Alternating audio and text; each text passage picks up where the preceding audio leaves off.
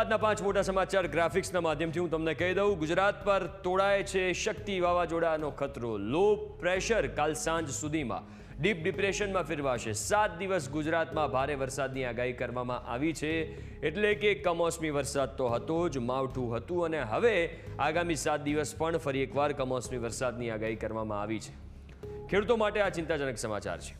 આ સિવાય બનાસકાંઠાના પશુપાલકોને મોટી ભેટ મળી છે। બનાસ ડેરીએ દૂધના ભાવમાં વધારો કર્યો છે। હવે પશુપાલકોને પ્રતિ કિલો ફેટે 25 રૂપિયા વધુ ચૂકવવામાં આવશે। બનાસ ડેરીના પશુપાલકો માટે આ ખૂબ જ સારા સમાચાર છે। 32 વર્ષ બાદ ગુજરાતમાં વાઘ દેખાતા આશ્ચર્ય થયું। દાહોદના જંગલમાં વાઘ દેખાયો હોવાની પુષ્ટિ થઈ છે।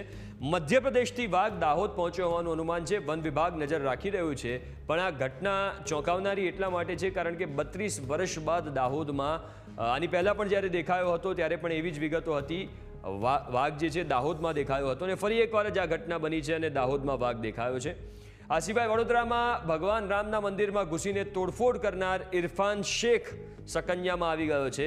આરતી બંધ કરાવીને મંદિરમાં તોડફોડ કરીને પૂજારીને પણ માર માર્યો હતો, એને ઝડપી લેવામાં આવ્યો છે। આ એક મોટા સમાચાર। અને પીએમ મોદીએ બિકાનેરથી પાકિસ્તાનને ખુલ્લી ચેતવણી આપી। કહ્યું કે મા ભારતીનો રક્ષક ઊભો છે।